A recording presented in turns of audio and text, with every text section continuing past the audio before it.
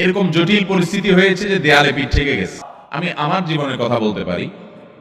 আমার জীবনে ওই যে হাদিসের উপরে ইয়াকিন এবং বিশ্বাস আলহামদুলিল্লাহ ছিল, আমার জীবনে আমি অনেকবার দেখেছি এরকম জটিল পরিস্থিতি হয়েছে যে দেয়ালে পিঠ থেকে গেছে, নড়ার জায়গা নাই, আর কোন আপাত দৃষ্টি থেকে এই বিপদ থেকে উদ্ধারের কোনো পথ নাই।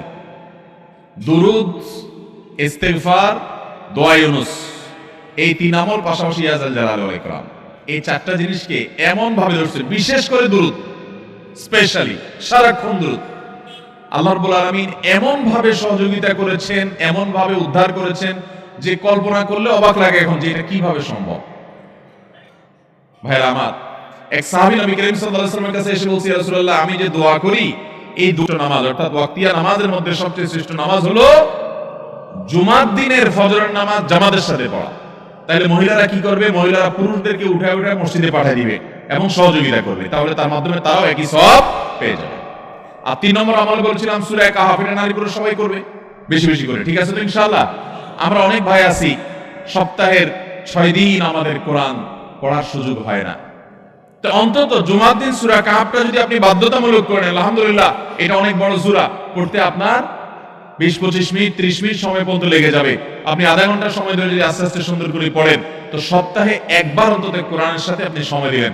আরেকটা সুসংবাদ শুনেন, সূরা কাহফ যদি কেউ মুখস্থ করে, তেলাওয়াত করে নিয়মিত, বিশেষ করে সূরা কাহফের প্রথম 10টা আয়াত যদি কেউ মুখস্থ করে, নবী করিম সাল্লাল্লাহু আলাইহি ওয়াসাল্লাম বলেছেন, কিয়ামতের আগে দাজ্জালের যে ফিতনা আসবে, যেই ফিতনায় বহু মানুষ দাজ্জালকে আল্লাহ মনে করে বেঈমান হয়ে জাহান্নামে যাবে, এই ফিতনা থেকে পৃথিবীতে এমন কোন নবী ছিল না, এমন কোন রাসূল আসেন নাই। এই মানব ইতিহাসের প্রথম মানুষ আদম আলাইহিস সালাম থেকে নিয়ে আমাদের মুহাম্মদ সাল্লাল্লাহু আলাইহি সাল্লাম পর্যন্ত এই লক্ষ লক্ষ যত নবী রাসূল এসেছে, সমস্ত নবী রাসূলরা একটা ব্যাপারে সাবধান করে গেছেন, দাজ্জাল আসবে, যে দাজ্জালের হাতে পাওয়ার থাকবে এত বেশি, অলৌকিকতা থাকবে এত বেশি, সে মরা মানুষকে জিন্দা করে ফেলবে, জিন্দা মানুষকে বলবে সে মরে যাবে, তার হাতেই সব কন্ট্রোলিং পাওয়ার থাকবে, দুনিয়ার সমস্ত রিজিক তার হাতে কুকিগত থাকবে, এমন পাওয়ার থাকবে তাকে দেখে মানুষ বলবে, হ্যাঁ এই তো আল্লাহ, এই তো সবকিছু পারে, বেঈমান হয়ে যাবে।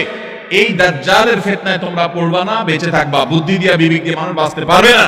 দাজ্জালের ফিতনা থেকে বাঁচার জন্য সকল নবী রাসূলরা এর জন্য সাবধান করেছেন। আমাদের নবী সাল্লাল্লাহু আলাইহি সাল্লাম নামাজের শেষ বৈঠকে দোয়া মাসুরের জায়গায় একটা দোয়া পড়তেন, আল্লাহুম্মা ইন্নী আউযু বিকা মিন আযাবিন নার ওয়া আযাবিল কবর ওয়া আউযু বিকা মিন ফিতনাতিল মাহইয়া ওয়াল মামাত ওয়া আউযু বিকা মিন শাররি ফিতনাতিল মাসীহিদ দাজ্জাল। আল্লাহ, আপনার কাছে দাজ্জালের ফিতনা থেকে পানা চাই।